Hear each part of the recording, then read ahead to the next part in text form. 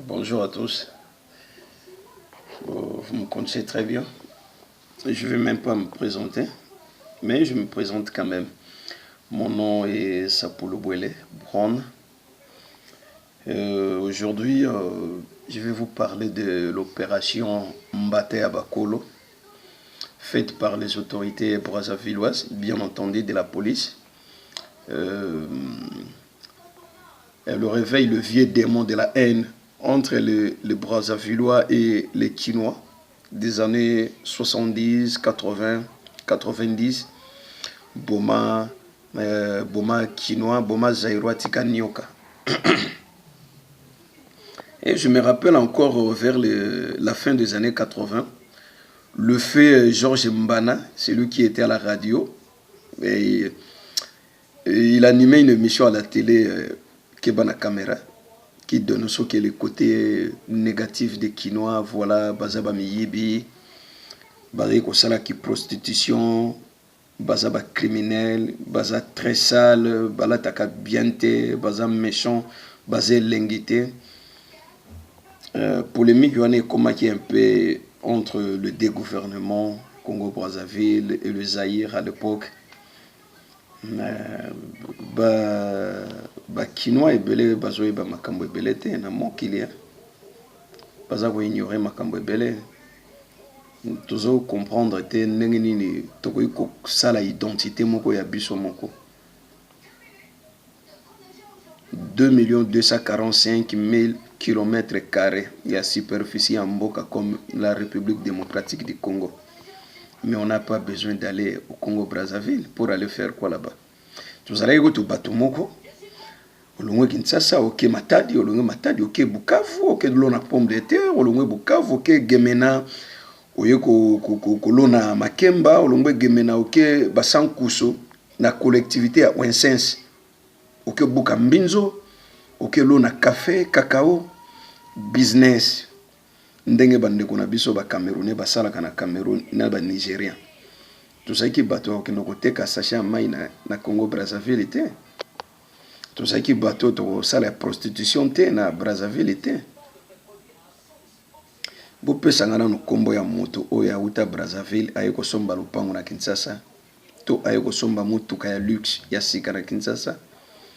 Brazzaville ezali ka sika moko bato bakendaka po balia kokono. Balia mboto, balia fufu, esili, ola na banda kwa manzanza. Eloko nini oba okando sana Brazzaville. Mais par contre, Kinois bazo me mape ba makambo ya mabe na Congo Brazzaville. Wana ifoto ye bango. Mais ndenge bazo Kinshasa ngape na sepeli. Baya ko affronter Joseph Kabila tête à tête.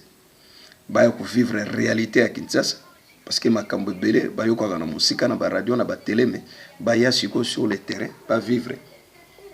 Qu'est-ce qui est devenu Kinshasa actuel? Vous voyez? Kinshasa, la belle à l'époque, c'était vraiment Kinshasa. Mais actuellement, ce n'est plus Kinshasa. Il y a des Kuluna, il y a des criminels, il y a même des policiers qui se sont convertis en criminels à Kinshasa. Bazo côté la batuna banda ko bazo violer bateau en Kinshasa, je parle pas de l'est du Congo, à Kinshasa bien entendu. Bazo violer ko côté la batuna Kinshasa avec Samsung Galaxy Note 3. Bako ko kata lo boko na machette et ko lo téléphone wana.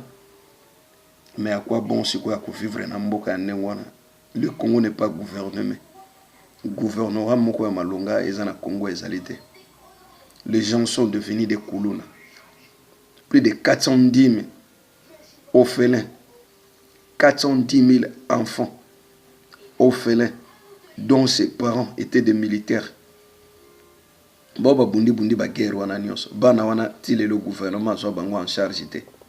Scolarité, éducation, santé, nourrir bana wana batigara woso en charge té lelo bakwemba kuluna akila faute.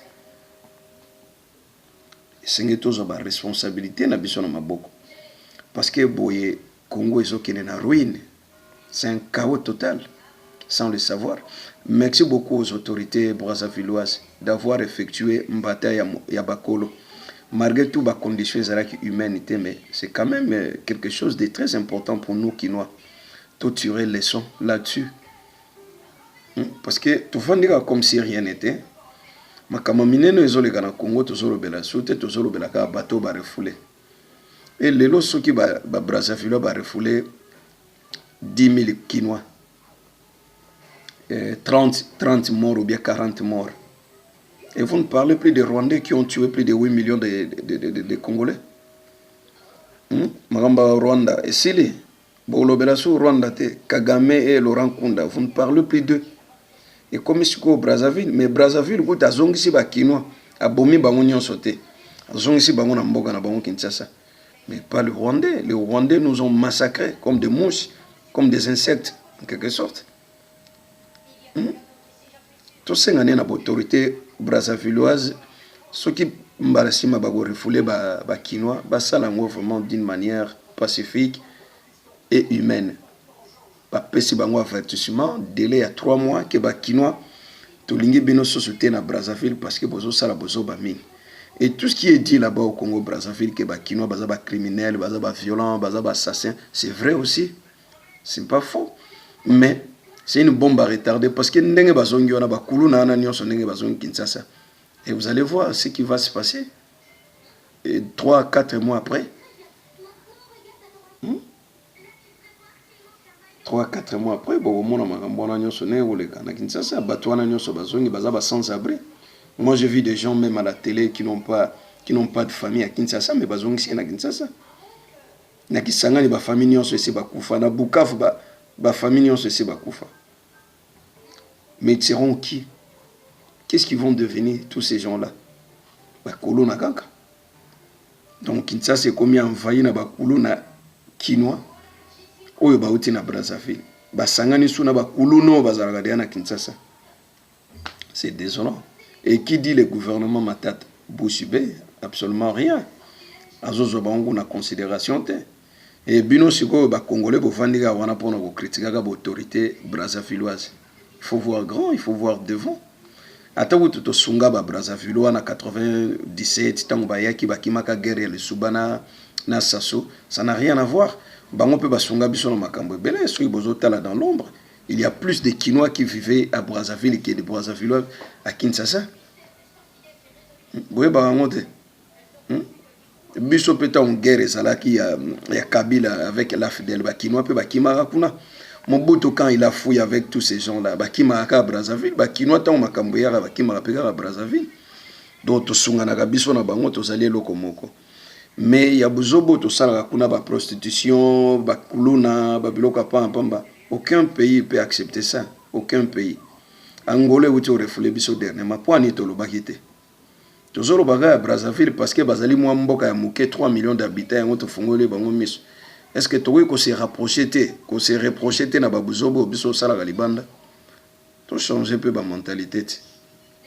Tout changer un peu ma mentalité. Il n'y a rien de Brazzavillois ou d'autorité na bango. Bah ça n'a raison à ça la bilo quoi. Tout changer ma mentalité. Bozo beleki mingi. Bala si maso to changer au moment ba ndeko na biso balia ba ko accepter biso. To vanda bien, to za la kimia, to za en règle, to zo futa ba taxe ba impôt na biso. Au moment to vanda na biso na ba famille na biso kuna. Mais ceux qui tozo kendele ki kulona kuna bazana droit ko bengana biso bango to ba bengani biso ba bomite bongo ba Rwandais makambo basali biso 8 millions de morts bozo lobela so te ponani siko batwana nyonso bazongi Kinshasa wana bazana accès ya soins médicaux te bazana logement te bazana logo mote ba komola na banzela par-ci par-là siko bozo condamner ba autorité kinoise te ponani. Donc, to fungola miso to lo baga n'importe quoi te to koma ko condamner ba Brazzaville te o baza mabe biso nde ba Kinois nde to za mabe to za toujours mabe bandakana. Donc to changer à deux fois changement to kozala nango ba ko accepter biso bolingwa kale kozonga to tika ba polémique ezanga tina à suivre.